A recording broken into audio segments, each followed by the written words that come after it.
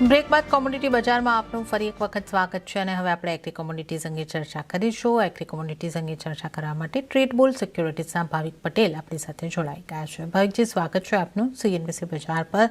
અને આપણે એગ્રી કોમોડિટીઝની ચર્ચાની શરૂઆત કરીએ તો હળદરમાં આજે આપણને 1.77%, 0.2% આસપાસની મજબૂતી જોવા મળી છે. જીરું લાલ નિશાનમાં રહ્યું અને ધાણાને પર નજર કરીએ તો 0.41% આસપાસની ખરીદારી. પણ હવે આ એક્સપાયરીની ખૂબ નજીક કોન્ટ્રાક્ટ્સ આપણને જોવા મળી રહ્યા છે. તો મસાલા પેકને કઈ રીતે તમે જોઈ રહ્યા છો? આજના મુવમેન્ટને કેવી રીતે જોવી જોઈએ? જનરલી મેં 2 વીકથી હું કહી રહ્યો છું કે જે જીરું છે એમાં મને બહુ કોઈ તેજી દેખાઈ નથી રહ્યો. અગેન આપણે સપ્ટેમ્બર કોન્ટ્રાક્ટ જોયો તો 22,000 થી 20,000ની વચ્ચે જ ટ્રેડ કરી રહ્યો છે ને આઈ થિંક 22,000 ઉપર જાય તો જ મને લાગે છે કે તેજી જોવા મળી શકે. અત્યારનો ઓવરઓલ ટ્રેન્ડ નેગેટિવ જ છે, એટલે 21,200ની આસપાસ વેચાણ કરી શકાય 20,500ના ટાર્ગેટથી અને 21,800નો સ્ટોપલોસ રાખી શકાય. જ્યારે ધાણાની વાત કરીએ કે ધાણામાં હજી પણ ફંડામેન્ટલ ઘણા જ સ્ટ્રોંગ છે. આપણે તેજી જોઈ રહ્યા છે અને લાગે છે કે તેજી હજી પણ સસ્ટેન થઈ શકે છે. આઈ થિંક કોઈ પણ ડિપ્સ ઉપર બાય કરી શકાય. જે ઓક્ટોબર કોન્ટ્રાક્ટમાં 16,000ની આસપાસ બાય કરી શકાય 16,600ના ટાર્ગેટથી અને સ્ટોપલોસ રાખી શકાય 15,500નો. અને જ્યારે હળદરની વાત કરીએ, હળદરમાં આજે આપણે સારી રિકવરી જોઈ છે અને હળદરમાં પહેલાં પણ મેં કીધું કે જ્યાં સુધી 19,500ની નીચે ન જતો ત્યાં સુધી કોઈ કરેક્શન દેખાઈ નથી રહ્યું. એટલે ઓવરઓલ અહીંયાથી પણ તેજી દેખાઈ રહી છે. 20,500ની આસપાસ આવે છે તો 21,500ના ટાર્ગેટથી બાય કરી શકાય 19,800 સ્ટોપલોસથી. જીરા સિવાય ધાણા અને હળદરમાં બાર્ગેનિંગ સ્ટ્રેટેજી રાખવી જોઈએ.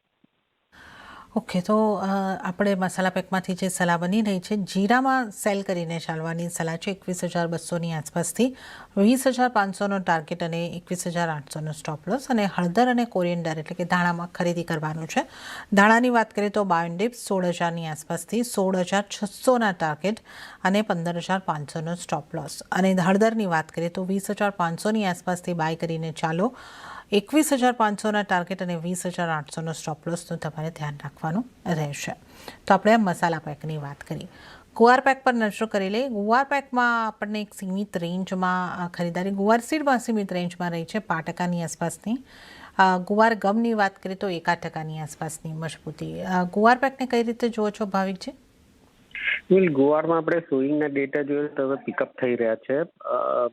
રાજસ્થાન પછી ગુજરાતમાં અને મોન્સૂન એ સારું છે અને યુઝ્યુઅલી સોઈંગ આપણે જોઈએ તો લેટ ઓગસ્ટમાં થતું હોય છે. એટલે અહીંયાથી અમને લાગે છે કે અપસાઇડ જે છે એ થોડુંક રિકવરી ઓછી થઈ શકે છે. એટલે અહીંયાથી અપસાઇડ લિમિટેડ છે, બટ ડાઉનસાઇડ જ્યાં સુધી 6,000ની નીચે નથી જતું ત્યાં સુધી આપણને બાય ઓન ડિપ્સની સ્ટ્રેટેજી રાખવી જોઈએ. આજના દિવસમાં 6150ની આસપાસ આવે છે તો કાલ બાય કરી શકાય છે 6,250ના ટાર્ગેટથી. નીચે 6,000નો સ્ટોપલોસ રાખી શકાય.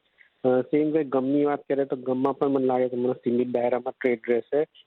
સોઈંગના ફિગર્સ આવશે પછી આપણને એક ડિરેક્શન જોવા મળી શકે છે. બટ અગેન અત્યારના 11,100નો એક સ્ટ્રોંગ બની રહ્યો છે. જ્યાં સુધી 1100ની નીચે નથી જતો ત્યાં સુધી બાય ઓન ડિપ્સની સ્ટ્રેટેજી રાખવી જોઈએ. આજે 11,700ની આસપાસ બાય કરી શકાય છે 12,200ના ટાર્ગેટથી અને સ્ટોપલોસ રાખી શકાય છે 11,000નો.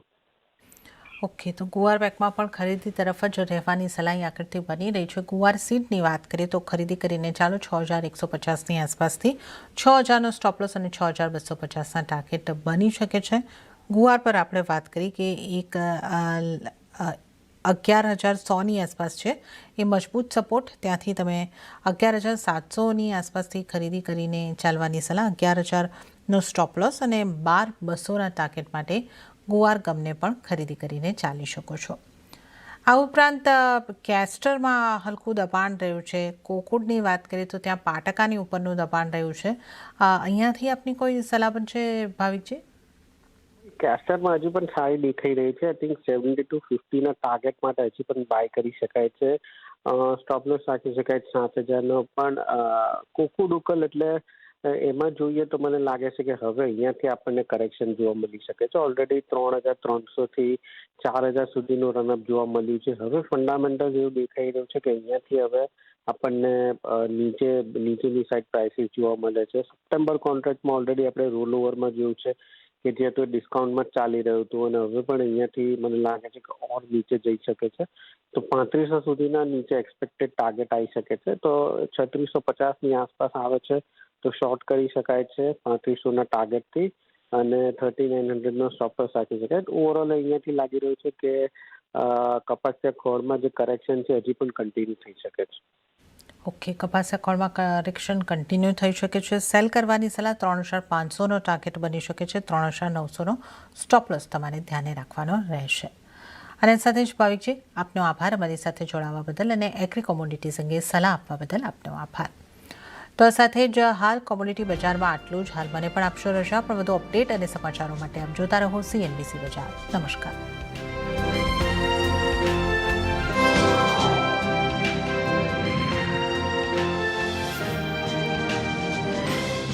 work